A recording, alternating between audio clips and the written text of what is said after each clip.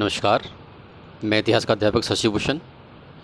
आज हम कक्षा 12वीं के इतिहास विषय के दूसरे अध्याय राजा, किसान और नगर, आरंभिक राज्य और अर्थव्यवस्थाएँ 600 ईसा पूर्व से 600 ईस्वी के दौरान का इतिहास जानेंगे। और ये आपके इसमें MCQ वाले प्रश्न हैं जो आपके फर्स्ट टर्म में के लिए बहुत महत्वपूर्ण है, और उसी के दृष्टिगत रखते हुए हम आपको ये इन प्रश्नों के बारे में आपको जानकारी देंगे। तो चलिए शुरू करते हैं। MCQ वाले क्वेश्चन है पार्ट 2 के। ये देखिए पहला क्वेश्चन हमारा आता है इसमें। किस प्रकार का पहला क्वेश्चन देखिए। हड़प्पा सभ्यता के 1500 वर्षों के बाद, हड़प्पा सभ्यता के 1500 वर्षों के बाद लंबे अंतराल में उपमहाद्वीप के विभिन्न भागों में कौन सा विकास नहीं हुआ था। हड़प्पा सभ्यता जब समाप्त हो गई 1900 ईसा पूर्व में, तो उसके बाद लगभग 600 ईस्वी से, यानी कि आपका हड़प्पा सभ्यता का जो समय था हमें आपको पता है ये थी 2600 BC से लेकर 1900 BC का समय माना जाता है इसमें है। इसके बाद का जो समय था वो देखना है हमें। हड़प्पा सभ्यता जब समाप्त हो गई, यानी कि 1900 से लेकर कह लीजिए 600 BC तक का जो समय है, इस दौरान कुछ विकास हुए, बदलाव हुए, लेकिन हमें वो देखना है कौन सा बदलाव नहीं हुआ, वो आपको इस प्रश्न में उसका उत्तर बताना है। तो ये हो गया आपका लगभग 1500 ईसा पूर्व के कहते हैं। तो इस दौरान जो है कौन सा जो है बदलाव नहीं हुआ। ए, ऋग्वेद का लेखन कार्य, कृषक बस्तियों का विकास, आरंभिक राज्यों की स्थापना, शवों के अंतिम संस्कार के नए तरीके। तो बच्चों इसमें जो आपका उत्तर है वह है आरंभिक राज्यों की स्थापना।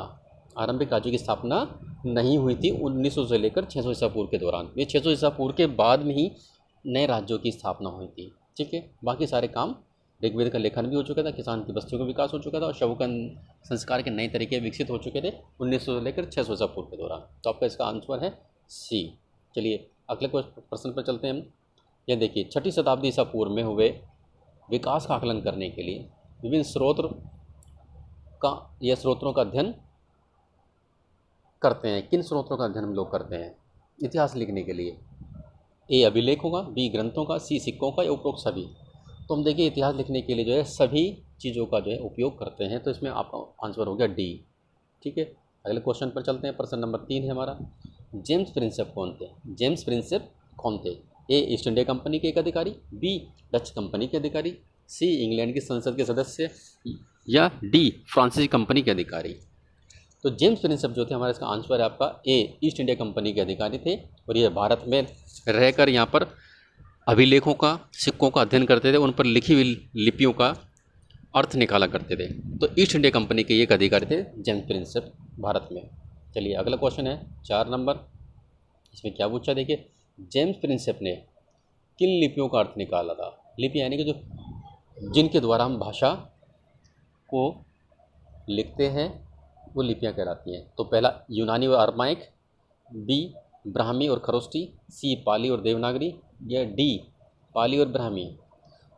तो देखिए इन्होंने जो है ब्राह्मी और खरोष्टी लिपियों का अर्थ निकाला, जो ये अभिलेखों में लिखी गई थी। इनके अर्थ निकालने के बाद सभी अभिलेखों का बाद में इतिहासकारों ने अध्ययन करना शुरू कर दिया था। तो इसका आंसर हो गया बी। प्रश्न 5, ब्राह्मी और खरोष्टी लिपियों का अर्थ देखिए किस दशक में निकाला गया? ये दशक के बारे में पूछ रहा है। ए, 1820 के दशक में, बी, 1830 के दशक में, सी, 1840 के दशक में, डी, 1850 के दशक में। दशक आपको पता है कि जैसे ही 1820 दिया हुआ है शुरू में, 1820 से लेकर 1830 यानी कि 10 वर्ष का समय हो गया, तो उसको दशक बोलते हैं। तो इसके बीच में कोई वर्ष होगा तो वो दशक में आ जाएगा। तो देखिए इसका आंसर हमारा है 1830 के दशक में इन्होंने ब्राह्मी और खरोष्टी लिपि का अर्थ निकाला था। नेक्स्ट पे चलते हैं। जेम्स प्रिंसेप के अनुसार, ठीक है, अधिकांश अभिलेख और सिक्कों पर खालिस्तान नामक शब्द का उल्लेख मिलता है। तो यहाँ पर खालिस्तान में कौन सा स्थान आएगा? वो ऑप्शन आएगा ए, देवानपीय, बी, चंद्रगुप्त मौर्य, सी, रुद्रदमन, या डी, पियदसी। तो जितने भी अभिलेख मिले हैं उनमें ज़्यादातर कौन सा नाम प्राय देखने में मिलता है? वह है पियदसी। वह क्या है? पियदसी ज़्यादातर अभिलेखों में नाम हमें मिलता है। चलिए अगले प्रश्न पर आते हैं। 7, जेम्स प्रिंसेप ने ब्राह्मी और खरोष्टी लिपि का अर्थ किस वर्ष निकाला था? ब्राह्मी और खरोष्ठी लिपि का वर्ष पूछ रहा है ये देखिए। ए 1938, बी 1939, ओ 1839, सी 1840 और डी 1841। तो बच्चों इसका आंसर जो है हमारा है ए 1838 में जो उन्होंने ब्राह्मी और खरोष्ठी लिपि का अर्थ निकाला था। नेक्स्ट पे चलते हैं। अभिलेख उन्हें कहते हैं जो, किनको अभिलेख कहते हैं? पत्थर या धातु या मिट्टी के बर्तन जैसे कठोर सतह पर खुदे होते हैं, या बी कागज पर लिखे हुए संदेश होते हैं, या सी कपड़े पर लिखे हुए संदेश होते हैं, या उपरोक्त में से कोई नहीं। तो आपका इसका आंसर है ए, पत्थर पर, धातु पर, मिट्टी की कठोर सतह पर जो लेख लिखे जाते हैं उनको अभिलेख कहते हैं। नेक्स्ट प्रश्न जो है 9, 16 महाजनपदों का उल्लेख किन ग्रंथों में प्राप्त होता है?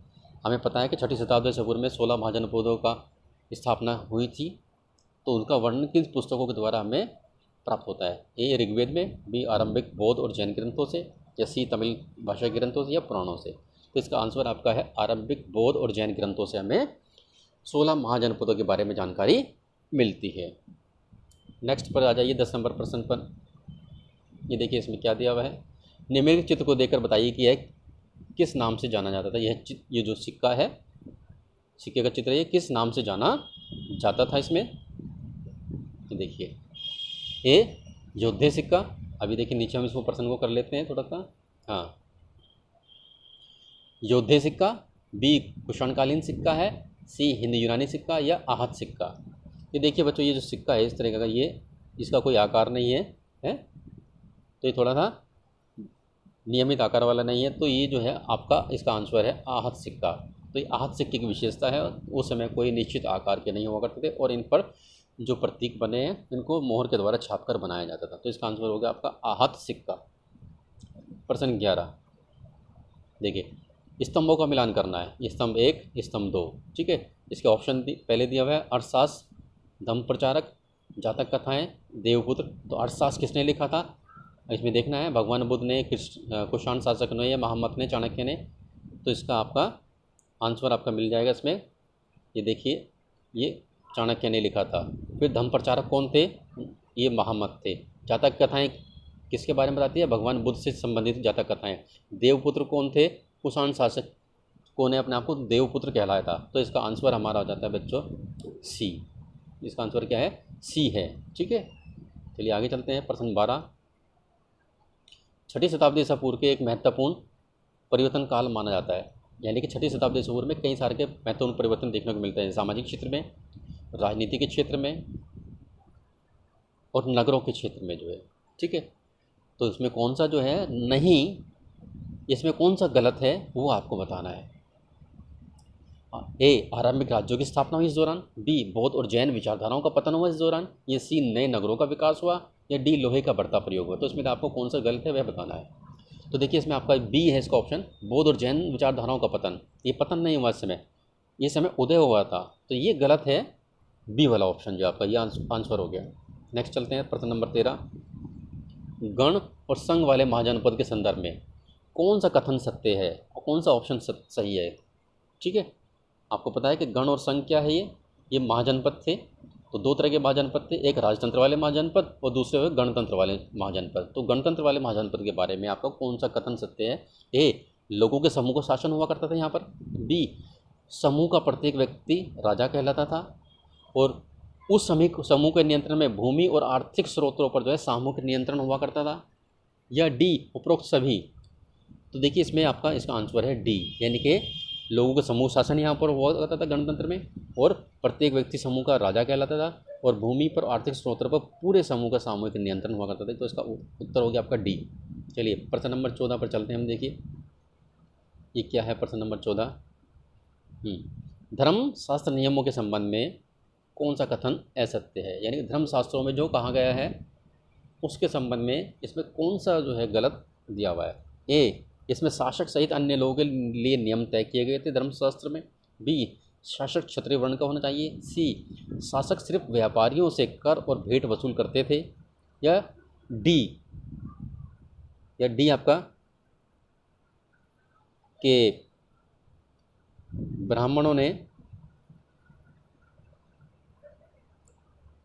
ये देखिए इसमें ब्राह्मणों ने 6ठी शताब्दी ईसा पूर्व में, ये क्या है आपका, ब्राह्मणों ने 6ठी शताब्दी ईसा पूर्व में इनकी रचना की थी। तो आपका इसमें जो उत्तर आपका है यह है सी। शासक सिर्फ व्यापारियों से कर और भेंट वसूल करते थे, नहीं, शासक व्यापारियों से और किसानों से भी जो है कर लिया करते थे। तो इसका आंसर हो गया सी। ठीक है, प्रश्न नंबर 15 पर आते हैं हम लोग जो है। मगध के शक्तिशाली होने का कौन सा कारण नहीं था भाई। मगध के शक्तिशाली होने के कारण तो हमको पता है और वो इसमें आपको दिखाई भी दे रहे हैं, लेकिन हमें बताना है कि कौन सा कारण नहीं था, यानी कि कोई गलत ऑप्शन इसमें दिया हुआ है। ए, मगध में सोने की खदानें बहुत ज़्यादा थी। बी, लोहे की खदानें उपलब्ध थी यहाँ पर। सी, जंगली क्षेत्रों में सेना के लिए हाथी उपलब्ध थे। डी, गंगा और उसकी उपनदियों से सस्ता और सुलभ आवागमन का रास्ता यहाँ पर उपलब्ध था। तो बच्चों इसका आंसर आपका मगध क्षेत्र में सोने की खदानें बहुत ज़्यादा थी, ये इसका गलत है। तो यहाँ पर सोने की खदानें नहीं थी, लोहे की खदानें ही थी यहाँ पर। ये आपका उसका उत्तर हो गया। चलिए प्रश्न नंबर 16।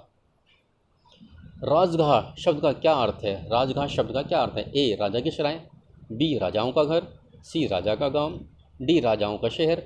तो बच्चों इसका आपका आंसर है राजाओं का घर। ठीक है, राजगाह का अर्थ है ये मौर्य साम्राज्य से संबंधित है। राजगाह जो आपका राजधानी बनाई गई थी मगध साम्राज्य की। ठीक है, तो राजाओं इसका अर्थ होता है राजाओं का घर। नेक्स्ट पे चलते हैं। प्रश्न नंबर 17 है हमारा। अशोक के अधिकांश अभिलेख किस भाषा में लिखे गए हैं। बहुत सारे अभिलेख इन्होंने लिखवाए गए हैं, कई भाषाओं में लिखवाए गए हैं। ठीक है, प्राकृत में भी है, पाली में भी है, खरोष्टी में भी, अरमैक में भी है। तो हमें बताना है ज़्यादा अभिलेख किस भाषा में लिखे गए थे अशोक के, वह है प्राकृत भाषा में। ठीक है, ये आपको याद रखना है, प्राकृत भाषा में सबसे ज़्यादा अभिलेख अशोक के प्राप्त होते हैं, बाकी भाषाओं में कम मिलते हैं। प्रश्न 18। मौर्य वंश की स्थापना 321 ईसा पूर्व में की गई। इस कथन के संदर्भ में सही विकल्प चुनना है आपको। 321 ईसा पूर्व में की गई थी। ठीक है, किसके द्वारा, यह सम्राट अशोक के द्वारा की गई थी, या बिंदुसार के द्वारा, या चाणक्य के द्वारा, या चंद्रगुप्त मौर्य के द्वारा। तो बच्चों इसका जो आपका उत्तर है चंद्रगुप्त मौर्य, डी है। तो 321 ईसा पूर्व में चंद्रगुप्त मौर्य ने मौर्य वंश की स्थापना की थी। चलिए प्रश्न अगला है नेक्स्ट। धम्म के संबंध में कौन सा कथन असत्य है, यानी कि कौन सा गलत इसमें दिया हुआ है, आपको वह बताना है। ए, बड़ों के प्रति आदर करना, क्या ये गलत है। या बी, सन्यासी ब्राह्मणों के प्रति उदारता है, या ये गलत है। या सी, धर्मों और परंपराओं का त्याग, या ये गलत है। या फिर डी, सेवकों और दासों के साथ उदार व्यवहार। तो बच्चों इसमें आपका सी आंसर है, धर्म और परंपराओं का त्याग। इस समय धर्म परंपराओं का त्याग नहीं किया गया था, धर्म और परंपराओं का जो है विकास हुआ था। तो आपका ये सी जो है ऑप्शन इसमें गलत दिया हुआ है। नेक्स्ट चलते हैं प्रश्न नंबर 20। मौर्य वंश के बारे में जानकारी का स्रोत नहीं है। कौन सा स्रोत नहीं, यानी कि मौर्य वंश के बारे में जानकारी देने वाला इनमें से एक ऑप्शन वह है जो जानकारी नहीं देता। ए, मूर्तिकला। बी, शिल्पदिकारम। सी, अर्थशास्त्र। या डी, अभिलेख। तो इसका आपका ऑप्शन है बी, शिल्पदिकारम। ठीक है, इससे हमें मौर्य वंश के बारे में जानकारी नहीं मिलती, बाकी मूर्तिकला से, अर्थशास्त्र से और अभिलेखों से हमें मौर्य वंश के बारे में जानकारी प्राप्त हो जाती है, लेकिन शिल्पदिकारम से नहीं मिलती। प्रश्न 21। मौर्य साम्राज्य के 5 प्रमुख राजनीतिक केंद्र कौन से थे। हैं, हमें पता है कि मौर्य साम्राज्य को 5 प्रमुख राजनीतिक केंद्रों में बांट दिया गया था पूरे, और ये अलग अलग दिशाओं में थे और उनकी एक अपनी अपनी राजधानियाँ थी। उनके देखिए नाम कौन से हैं। सांची, कलिंग, कौशाम्बी, सारनाथ या गिरनार। या फिर बी, सहसराम, सोपारा, ब्रहगिरी, मास्की, गविमठ। या सी, कंधार, मानसेरा, सहबजगढ़ी, टोपरा, बैराट। या फिर डी, पाटलिपुत्र, तक्षशिला, उज्जैनी, तोसली, सुवर्णगिरी। तो देखिए इसका ये है आपका डी आंसर है, पाटलिपुत्र, तक्षशिला, उज्जैनी, तोसली, सुवर्णगिरी। ठीक है, ये आपका इसका आंसर है। पाटलिपुत्र मगध की राजधानी थी, तक्षशिला गंधार ये भी इसके नियंत्रण में था, और उज्जैनी आपके मध्य प्रदेश में एक शहर है उसकी राजधानी थी अवंती की, और तोसली आपका जो उड़ीसा है कलिंग उसकी राजधानी थी, और सुवर्णगिरी दक्षिण में स्थित था, वहाँ से भी अपना नियंत्रण करते थे अपने साम्राज्य पर। तो आपका आंसर हो गया डी। चलिए प्रश्न नंबर 22 पर आते हैं हम जो है। मौर्य साम्राज्य में लंबी दूरी वाले व्यापार मार्ग पर स्थित व्यापारी मार्गों पर स्थित नगर कौन कौन से थे भाई, यानी कि लंबी दूरी के। हमें पता है कि मौर्य साम्राज्य में जो है इसको 5 हिस्सों में बांटा गया था, और उन 5 हिस्सों की जो है अपनी अपनी राजधानियाँ थी, और वो राजधानियाँ बड़े नगर थे। तो वो कौन से थे। ए, तक्षशिला और उज्जैनी। बी, कलिंग या सुवर्णगिरी। सी, पाटलिपुत्र या उज्जैनी। या डी, पाटलिपुत्र और कलिंग। तो इसका आंसर आप देखिए क्या है, जो लंबी दूरी से जुड़े हुए थे वह है इसका आंसर तक्षशिला और उज्जैनी। ठीक है, देखिए तक्षशिला इधर पड़ता है बिल्कुल पाकिस्तान में, और उज्जैनी जो है सीधी नीचे मध्य प्रदेश में पड़ता है। तो ये बड़े लंबी दूरी का व्यापारिक मार्ग, व्यापारी लोग आया जा करते थे इसे, और ऊपर रेशम मार्ग की तरफ जाया करते थे। ठीक है, तो आपका आंसर हो गया ए। प्रश्न नंबर 23, मौर्य साम्राज्य में सैनिकों की संख्या, सैनिकों की कितनी उप समितियाँ थी? सैनिकों के लिए कितनी उप समितियाँ बनाई गई थी? ए 5, बी 6, सी 7 या डी 4? तो आपका इसका आंसर है बिल्कुल स्पष्ट है, ये 6 हैं। मौर्य साम्राज्य में सैनिकों की उप समिति जो है 6 प्रकार की थी। ठीक है, आगे चलते हैं इसमें। प्रश्न नंबर 24, मेगास्थनीज के अनुसार सम्राट के अधिकारी कौन सा कार्य नहीं करते थे? यानी कि सम्राट के अधिकारी थे मौर्य वंश के, वो कौन सा कार्य करते थे? और एक ऑप्शन इसमें है कौन सा कार्य नहीं करते थे? नदियों की देखरेख, बी भूमि मापन का कार्य, सी मंदिरों का संचालन, डी शिकारियों का संचालन। तो इसका आंसर है मंदिरों का संचालन नहीं करते थे। बाकी नदियों की देखरेख का काम में, भूमि के मापन का कार्य और शिकारियों का संचालन कार्य भी ये लोग करते थे, लेकिन मंदिरों का संचालन नहीं करते थे। प्रश्न नंबर 25, तमिलकम प्रदेश में निम्न में से कौन सी सरदारी शामिल नहीं थी? ठीक है, तमिलकम प्रदेश जो दक्षिणी भारत का था, ठीक है, उसमें 3 राज्य थे। तो हमें इन 4 ऑप्शन में से वो बताना है कौन सा ऑप्शन गलत है जो सरदारी में शामिल नहीं था। ए चोल, बी चेर या सी पांडे या सुवर्णगिरी। तो बच्चों इसका हमारा ऑप्शन है डी सुवर्णगिरी। सुवर्णगिरी इसमें तमिलकम क्षेत्र में शामिल नहीं था, बाकी 3 शामिल थे, चोल, चेर और पांडे। प्रश्न नंबर 26 पर हम आते हैं। कई सरदार और राजा लंबी दूरी के खालिस्तान द्वारा राजस्व जुटाते थे, यानी कि लंबी दूरी के किस ऑप्शन के द्वारा ये है अपना आय प्राप्त करते थे? ए युद्ध के द्वारा, बी व्यापार, सी कार्य या फिर यात्रा के द्वारा। तो बच्चों इसका ऑप्शन है व्यापार। लंबी दूरी के व्यापार से जो है ये अपने राजस्व भी जुटाया करते थे व्यापारी से कर के द्वारा। प्रश्न नंबर 27 पर आते हैं हम जो है। यूनानी स्रोतों के अनुसार मौर्य सम्राटों के पास पैदल सैनिकों की संख्या कितनी? तो यूनानी ग्रंथों में हमें जानकारी मिलती है कि मौर्य सम्राट के पास कितने सैनिक थे? ए 6 लाख, बी 5 लाख, सी 7 लाख, डी 10 लाख। तो बच्चों इसमें आपका ऑप्शन है 6 लाख। मौर्य सम्राट के पास 6 लाख की सेना थी, ये माना जाता है। ठीक है, अगले प्रश्न पर आते हैं 28। तमिल भाषा का सबसे प्रसिद्ध महाकाव्य निम्नलिखित में कौन सा है? ठीक है, ए तमिलकम, बी पुरुनारूर, सी शिल्पदिकारम, डी तोल्काप्पियम। तो हमारे इसमें जो दिया हुआ है पुस्तक में उसके अनुसार हमारा शिल्पदिकारम तमिल भाषा का महाकाव्य है। ठीक है, नेक्स्ट चलते हैं। प्रश्न 29, किस शासक ने सुदर्शन झील की मरम्मत का कार्य अपने खर्च से करवाया था? ठीक है, अपने खर्च से करवाया था, किस शासक ने? तो ए स्कंदगुप्त, बी अशोक, सी बिंदुसार या डी रुद्रदामन। तो इसका आंसर आपका है डी रुद्रदामन। रुद्रदामन ने अपने खर्चे से सुदर्शन झील के जो किनारे टूट गए थे उसको दोबारा से मरम्मत करवाई थी। ये ऐसा माना जाता है कि रुद्रदामन के जो मंत्री थे उन्होंने सरकारी खजाने से खजाना देने से मना कर दिया था मरम्मत के लिए। तो रुद्रदामन ने अपने निजी खजाने से जो है इसकी मरम्मत कराई थी सुदर्शन झील की। तो इसका उत्तर हो गया रुद्रदामन। प्रश्न नंबर 30 पर आते हैं हम लोग। राजा के बारे में आम जनता क्या सोचा करती थी? इसका पता हमें किन ग्रंथों से चलता है? भाई हमें राजा के बारे में तो जानकारी मिल जाती है, कैसी? राजा अभिलेखों के माध्यम से मिलती है, लेकिन जनता क्या सोचती थी राजा के बारे में, ये जानकारी हमें किन ग्रंथों से मिलती है? ए महाभारत से, बी जातक और पंचतंत्र से, सी कुरिल नामक ग्रंथ से या डी मनुस्मृति से। तो इसका हमारा जो ऑप्शन है जातक और पंचतंत्र से। इनमें कहानियाँ दी गई हैं आम जनता से संबंधित। तो जातक और पंचतंत्र से जो है हमें जनता के विचारों का पता चलता है कि राजा के बारे में ये क्या सोचा करते थे। ठीक है, प्रश्न 31, गंधतिंदु नामक जातक कथा में लोगों ने अपने दुखों के लिए किसे जिम्मेदार ठहराया था? ठीक है, एक कथा है गंधतिंदु, ये जातक कथा है। इसमें जो है जनता ने अपने दुखों के लिए किस व्यक्ति को जिम्मेदार ठहराया? राजा को, बी व्यापारियों को, सी ग्राम प्रधान को या डी अधिकारियों को। तो इसका आंसर है राजा को जिम्मेदार ठहराया। ठीक है, क्योंकि राजा जो है इनसे बहुत बड़ी मात्रा में कर लिया करते थे और इसके अधिकारी परेशान करते थे, तो इन्होंने अपने दुखों के लिए राजा को जिम्मेदार ठहराया था। ठीक है, नेक्स्ट चलते हैं 32 नंबर प्रश्न पर।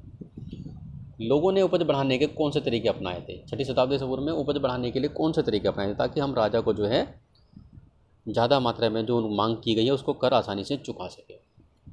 ए हल का प्रयोग शुरू हो गया था इसमें, या फिर बी गंगा की घाटी में धान की रोपाई की जाने लगी जिससे पैदावार बढ़ी, या नहर कुओं और तालाबों से सिंचाई होने लगी जिससे इससे जो है उपज बढ़ी, या उपरोक्त सभी। तो इसका आंसर है उपरोक्त सभी, यानी कि हल के प्रचलन से भी पैदावार बढ़ती है, गंगा की घाटी में धान की रोपाई की जिससे भी उपज बढ़ी, और सिंचाई के साधनों से भी उपज बढ़ती। तो इसके सारे ऑप्शन होंगे डी। नेक्स्ट पे चलते हैं 33 नंबर। तमिल संगम साहित्य के अनुसार गाँव में रहने वाले वेल्लालर किसे कहा जाता था, यानी कि गांव में रहने वाले ये लोग थे वेल्लालर नाम से जाने जाते थे। तो ये किसके लिए इस्तेमाल किया जाता है वेल्लालर शब्द? ए ग्राम प्रधान के लिए, बी छोटे किसान के लिए, सी बड़े जमींदार के लिए, या डी श्रमिक के लिए। तो आपका इसका है आंसर सी, बड़े जमींदारों के लिए वेल्लालर शब्द इस्तेमाल किया जाता है। ये प्रश्न कई बार परीक्षा में पूछा जाता है, वेल्लार कौन थे, बड़े जमींदार कहने नाम इसका। ठीक है। प्रश्न 34, किस ग्रंथ में राजा को सीमाओं के महत्व की सलाह दी गई थी? ये मान लीजिए आपका एक राज्य है और इसके राज्य की जो सीमाएं हैं, तो ऐसी कौन सी पुस्तक है जिसमें राजा को जो है अपनी सीमाओं के महत्व की जानकारी, यानी कि अपनी सीमाओं की पहचान करने के लिए जो है कुछ जानकारी दी गई थी? कौन सा ग्रंथ है वह? ए अभिधम पिटक, बी मनुस्मृति, सी हर्षचरित, या डी पंचतंत्र। तो देखिए इसमें आपका ऑप्शन है, आपका इसका आंसर है बी मनुस्मृति में। तो मनुस्मृति के द्वारा जो है राजाओं को अपनी सीमाओं की महत्व की जानकारी दी गई थी कि अभी अपनी सीमाओं के बाहर जो है अपने कुछ पत्थर गाड़ दे, राख लगा दे, या कुछ अन्य प्रकार की वस्तुएं वहाँ पर ज़मीन में गाड़ दे ताकि उसकी पहचान की जा सके आपकी अपनी सीमाओं की। चलिए प्रश्न नंबर 35 पर आते हैं। पाली भाषा में गृहपति का प्रयोग किसके लिए किया जाता था? गृहपति शब्द का प्रयोग किसके लिए किया जाता? ए छोटे किसानों जमींदार के लिए, बी ग्राम प्रधान के लिए, सी राजा के लिए, या डी भूमिहीन किसानों के लिए। तो इसका आंसर है छोटे किसान और जमींदारों के लिए जो है गृहपति शब्द का प्रयोग किया जाता था। इसके अलावा अन्य के लिए भी गृहपति शब्द का प्रयोग किया जाता था। चलिए आगे चलते हैं इसमें। प्रश्न नंबर 36, हर्षचरित नामक जो ग्रंथ के लेखक कौन है? ए मनु, बी व्यास, सी बाणभट्ट, या डी रुद्रदमन। तो इसका आंसर हमारा देखिए ये है बाणभट्ट। तो ये 7वीं शताब्दी ईसा पूर्व में लिखा गया था हर्षचरित। ये बाणभट्ट जो कवि थे, किसके कवि थे ये हमारे हर्षवर्धन के राज कवि थे। तो बाणभट्ट ने हर्षचरित पुस्तक लिखी थी। उनकी जीवनी किसकी? हर्षचरित की जीवनी, हर्षवर्धन की जीवनी। ठीक है। प्रश्न नंबर 37 पर आते हैं हम जो है। प्रभावती गुप्त ने किस व्यक्ति को गांव का भूमिदान दिया था? किस व्यक्ति को, उसका नाम बताना है। ए रामास्वामी, बी कोवलन, सी आचार्य महिषी, डी आचार्य चन्नाल स्वामी। तो बच्चों इसका आंसर है आचार्य चन्नाल स्वामी को जो है भूमिदान दिया था। ये हमें जानकारी मिलती है प्रभावती गुप्त ने। प्रश्न 38, भूमिदान के ज़्यादातर अभिलेख किस भाषा में हमें प्राप्त होते हैं? भूमिदान जो दिया गया था लोगों को, उसके अभिलेख की जो जानकारी हमें किस भाषा में प्राप्त होती है? ए पाली भाषा से, बी संस्कृत से, तमिल से, या तेलुगु से। तो इसका आंसर है ज़्यादातर जो है भूमिदान के जो अभिलेख हैं वो संस्कृत भाषा में लिखे गए हैं। ठीक है, संस्कृत भाषा में ज़्यादा अभिलेख मिले हुए हमें भूमिदान के। अगले पे चलते हैं। प्रश्न नंबर 39, प्रभावती गुप्त किस शासक की पुत्री थी? ठीक है, प्रभावती गुप्त जो है किस शासक की पुत्री थी? इसका जो विवाह वाकटाक वंश में हुआ था। तो देखिए स्कंदगुप्त की, बी चंद्रगुप्त प्रथम की, या चंद्रगुप्त द्वितीय की, या फिर हर्षगुप्त की। तो इसका आंसर आपका चंद्रगुप्त द्वितीय की जो है ये पुत्री थी। ठीक है, प्रभावती गुप्त जो है गुप्त वंश के शासक चंद्रगुप्त द्वितीय की पुत्री थी ये। नेक्स्ट पे चलते हैं। प्रश्न नंबर 40, अधिकांश नगर किन संचार मार्गों के किनारे बसे हुए थे? संचार मार्ग यानी कि आने जाने के लिए मार्ग हैं। कुछ मार्ग जो है नदी वाले मार्ग थे, नदी मार्ग के द्वारा भी जो है आवागमन हुआ करता था। दूसरा है भूतल मार्ग, यानी कि जो जमीन मार्ग से जुड़े हुए नगर थे वो, या फिर सी समुद्र तट के किनारे पर जो नगर थे वो, या उपरोक्त सभी। तो अधिकांश नगर जो है किन संचार मार्गों के किनारे पर थे? इन सभी संचार मार्गों के किनारे पर थे, नदी मार्ग पर भी, भूतल पर भी, समुद्र तट पर भी। तो उपरोक्त सभी आपके आ जाते हैं। नेक्स्ट प्रश्न देखिए 41 में है, उत्कृष्ट श्रेणी के मिट्टी के कटोरे और थालियाँ जिन पर चमकदार कलाई चढ़ाई थी, यानी कि जिनके ऊपर ऐसे मिट्टी के बर्तन जिनके ऊपर काली चमकदार पॉलिश चढ़ाई गई थी, उन्हें किस नाम से जाना जाता है? ठीक है, ए उत्तरी कृष्ण मार्जित पात्र, बी लाल काले मार्जित पात्र, सी धूसर लाल मार्जित पात्र, डी कोई नहीं। मार्जित पात्र जो यानी कि मिट्टी के बर्तन है, तो आपका आंसर है इसमें ए उत्तरी कृष्ण यानी कि काले रंग के मिट्टी के पात्र, ये आपका आंसर है इसमें। ठीक है, जिन पर चमकदार काली पॉलिश की जाती थी, जैसे कि मटके वगैरह हो गया, वो इस श्रेणी के थे ये। ठीक है, अगले पे चलते हैं 42 नंबर पर।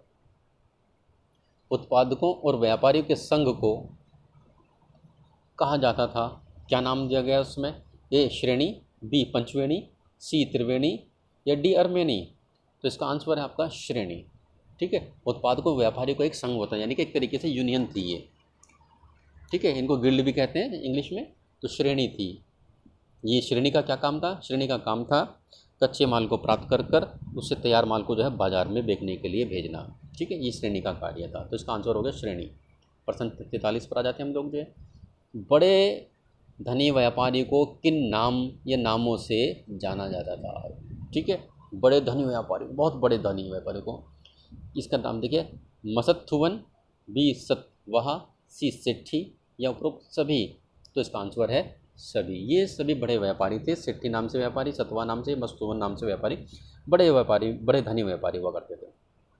प्रश्न 44, पेरिस प्लस ऑफ एरिथ्रियन सी के लेखक कौन है? हमें ये जानकारी देनी है कि कौन है इसके लेखक। ए स्ट्रैबो, बी प्लिनी, सी यूनानी समुद्री यात्री या डी टॉलेमी? तो इसका आंसर है यूनानी समुद्री यात्री। हमें उसका नाम का नहीं पता, तो हम सिर्फ इतने जानते हैं कि किसी यूनानी समुद्री यात्री ने ये पुस्तक लिखी थी, पेरिप्लस ऑफ एरिथ्रियन सी। तो इसका आंसर होगा सी। प्रश्न नंबर 45 पर आते हैं हम लोग जो है, इनका मिलान करना है, स्तंभ 1 का स्तंभ 2 के साथ मिलान करना है। ए कह दिया हुआ है आहत सिक्के, कह दिया सोने के सिक्के, ग सोने के भव्य सिक्के या घ योद्धे सिक्के। तो इनका मिलान करना गुप्त वंश से, कबालियाई से या कुषाण वंश से या मौर्य वंश से। तो हम देखेंगे इसमें आहत सिक्के जो है मौर्य वंश के राजाओं के समय पाए गए। फिर सोने के सिक्के ज़्यादातर किसने चलाए थे? कुषाण वंश के लोगों ने चलाए थे। फिर सोने के भव्य सिक्के यानी कि ज़्यादा प्योर मात्रा के सोने के सिक्के जो है गुप्त वंश के राजाओं ने चलाए थे। फिर योद्धे सिक्के जो है हमारे कबीलाई लोग थे जो पंजाब हरियाणा में रहा करते, उनके द्वारा योद्धे सिक्के चलाए गए थे। तो इसका आपका इस तरीके से उत्तर है इसका बी। ठीक है, अगले पे चलते हैं 46 नंबर पर। ये देखिए, 6वीं शताब्दी ईस्वी में सोने के सिक्के कम मिलने के कौन सा कारण नहीं है? कम मिलने का कौन सा कारण इनमें से नहीं है? एक इसमें से कारण हो सकता है, बाकी इसमें से कारण नहीं है। देखिए, रोमन साम्राज्य के पतन के बाद दूरवर्ती व्यापार में कमी आना, बी कई नगर और व्यापार के नवीन तंत्रों का उदय होना, सी सोने के सिक्के ढालना बंद हो गया था इसमें, इसलिए शायद सोने के सिक्के कम हो गए, या डी अधिक मात्रा में प्रचलन में थे सिक्के और लोगों ने इनका संग्रह करके नहीं रखा था। तो इसका है आपका आंसर सोने के सिक्के ढलने बंद हो गए थे। ये गलत दिया हुआ है। ठीक है, सोने के सिक्के ढालने बंद नहीं किए गए थे, अभी भी ढाले जा रहे थे। ठीक है, यह आपका आंसर हो गया सी। प्रश्न 47 पर आते हैं, सम्राट अशोक तथा लोगों के समाचार पहुंचाने का दायित्व किसका था? सम्राट अशोक तक लोगों के जो है समाचार पहुंचाने के लिए किसे नियुक्त किया गया था? उसका नाम गुप्तचर, बी सैनिक, सी अधिकारी या डी पतिवेदक? तो सम्राट तक जो है संदेश पहुंचाया करते थे जनता के, वह थे डी। इसका आंसर है पतिवेदक। पतिवेदक जो है संवाददाता होता है, जैसे आपके समाचार पत्र के संवाददाता होते हैं, पत्रकार जिसको बोलते हैं, ऐसे ही पतिवेदक हुआ करते थे जो आम जनता के बीच में जाकर उनको किसी प्रकार की जो भी समस्या है उनको जो है राजा तक, अशोक तक पहुंचाया करते थे। पतिवेदक नाम का ये पदाधिकारी। ठीक है, अब आगे चलते हैं 48 नंबर। अशोक ने अपने शासन के कितने वर्ष पूरे करने के बाद कलिंग पर विजय प्राप्त की थी? ठीक है, जब अशोक गद्दी पर बैठा उसके कितने वर्षों के बाद इसने कलिंग पर आक्रमण किया था? ए 7 वर्ष, बी 8 वर्ष या सी 9 या डी 11 वर्ष? तो बच्चों इसका आंसर आपका है डी 8 वर्ष। 8 वर्ष के बाद कलिंग पर इन्होंने आक्रमण कर दिया था। प्रश्न 49, अभिलेख साक्ष्य की सीमाएं निम्न में कौन सी है या हैं? अभिलेख जो लिखे जाते थे उनको पढ़ने में कुछ समस्याएं आया करती थी, तो इसकी सीमाएं बतानी है कौन सी है। ए अक्षरों का हल्के ढंग से उत्कीर्ण होना, यानी कि अभिलेख लिखे हुए तो बहुत हल्के हल्के लिखे हुए, ज़्यादा गहरे नहीं लिखे हैं, जिससे पढ़ने में समस्या होती है। बी अभिलेख नष्ट होने से अक्षर लुप्त होना, अभिलेख धीरे धीरे टूट फूट जाते हैं, घिस जाते हैं, तो उनमें जो लिखे हुए अक्षर होते हैं वो लुप्त हो जाते हैं, यानी कि वो घिस जाते हैं।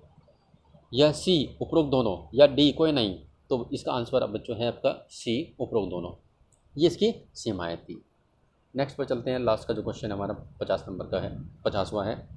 कलिंग भारत के किस प्रदेश में स्थित है? यानी कि कलिंग जो है आज भारत के किस राज्य में स्थित है? ए उड़ीसा, बी आंध्रा, सी बिहार, डी बंगाल। तो बच्चों इसका आंसर आपको स्पष्ट है, उड़ीसा।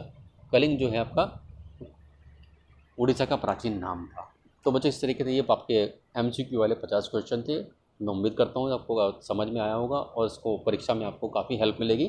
तो आप इनको याद करते रहिए, दोहराते रहिए, ठीक है। इसके बाद हम अगले चैप्टर की वीडियो लेकर फिर आएंगे। तब तक के लिए धन्यवाद।